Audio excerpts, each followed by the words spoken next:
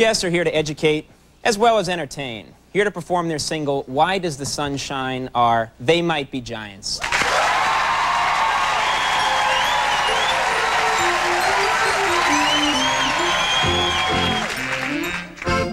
The sun is a mass of incandescent gas, a gigantic nuclear furnace where hydrogen is built into helium at a temperature of millions of degrees. Yo-ho, it's hot. The sun is not a place where we could live. But here on Earth there'd be no life without the light it gives. We need its heat, we need its light, the sunlight that we see. Without the sun, without a doubt, there'd be no you and me.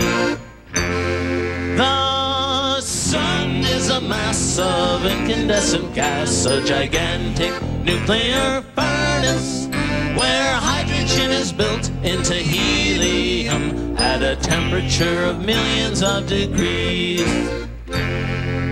The sun is hot. It is so hot that everything on it is a gas. Aluminum, copper, iron, and many others. The sun is large. If the sun were hollow, 1,000,000 Earths would fit inside, and yet it is only a medium-sized star. The sun is far away. About 93 million miles away. And that's why it looks so small. But even when it's out of sight, the sun shines night and day. We need its heat, we need its light, the sunlight that we see. The sunlight comes from our own sun's atomic energy. Scientists have found that the sun is a huge atom-smashing machine. The heat and light of the sun are caused by the nuclear reaction between hydrogen, oxygen, nitrogen, thiamine, NutraSweet, hominin,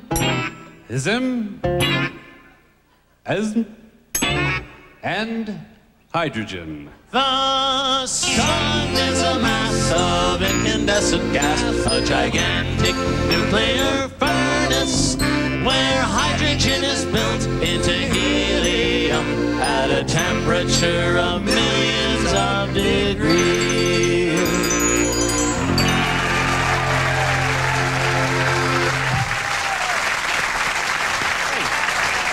That was great. When we come back, we'll talk to They Might Be Giants.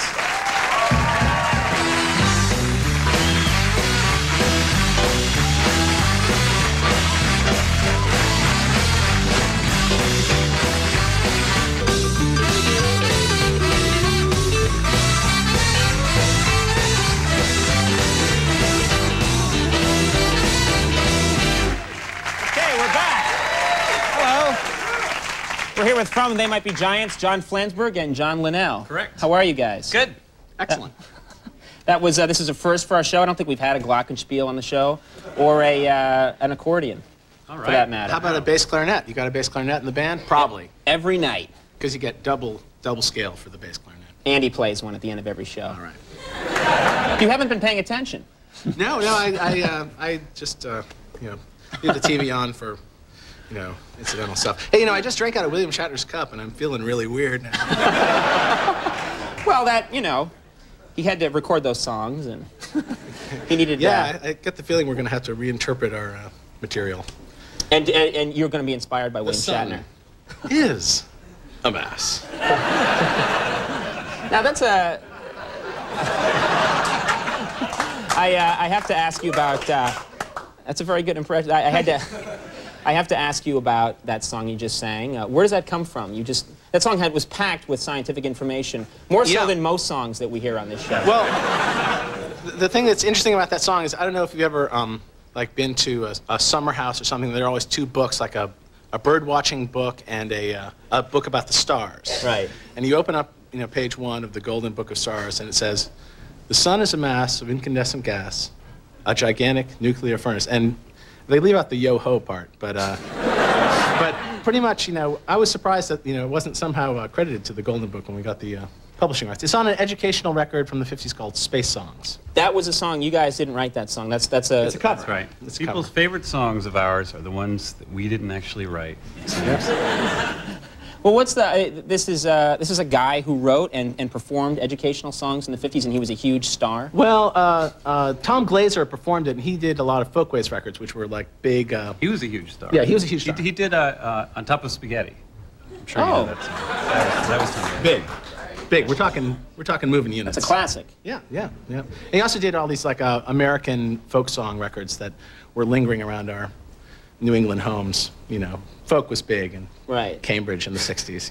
Now you guys are from you're from the Boston area. Yeah. Now you're. All right. Now, are you from Massachusetts? Yeah, I'm from Brookline. Oh, really? I lived in Brookline for a while. Brookline in the house. Yeah. So that's why we're getting so many laughs tonight. Yeah. So when you were a kid, did you say pissa? I tried to. We weren't really allowed in my house to say pissa a lot. I'd say pissa and then kuj. Right. And then my mother would hit me with something. Because I thought there was a kid in my school who actually invented the word pissa, but I've heard since then that it's actually just a New England cultural thing. If he had the copyright. Right. It'd be cleaned It's up. like three-peat, Now, how did you guys meet? We went to high school together. Lincoln Sudbury Regional High. Yeah. Warriors, #1. That's our high school. And how when you first met, did you immediately know, okay, we're going to go on and make music together? No, we weren't doing music originally. We worked on the much disliked high school newspaper, and then we had the only school paper that didn't have a sports section, which for a high school you sort of wonder what else is going on. Right. So, but John was the editor, so. And it was hated. It was hated by everyone. Well, this it paper? was liked by everyone on the staff. Right. That's Somebody the important suggested thing. calling it Vanity Fair, actually, at the time.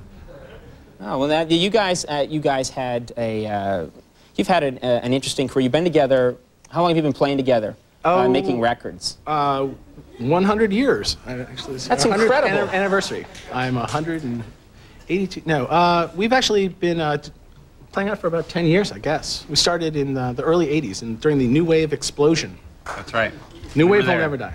Now you guys had didn't you have you had a call-in number or something? We still do. We still have a dial-a-song service, which is absolutely free to anyone who calls. It's a long-distance call if you're outside of New York, but if you're in New York, or if you just call from your folks' house or something. And this is to, and what happens when you dial it? You hear, can you pick the song you want, or whatever song is you don't have a choice? We've got the machine. It's computerized. We actually have the machine that allows you to do the thing, but it seems so bogus to actually have Sure. press 1 for song. So we mixed up ourselves. All right, and the number I guess is 718-387-6962. You're flashing on the screen. There you go, Right. 718-387-6962. That is cool. Yeah. See? So we want to remind everybody. We want The to remind wonders of everybody TV. to write this down now and call back a week from now because you'll never get through now. But write it down. It's going to be a madhouse. Yeah. Well, listen, thanks very much. I enjoyed the song very much, and we'll be right back with Susie Ames.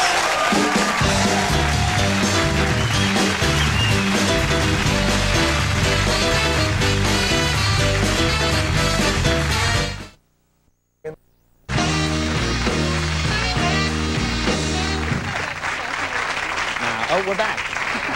We're in the middle of a great conversation. All right, listen, we're out of time. Thank you very much for coming. I want to thank my guest, Susie Ames, first of all.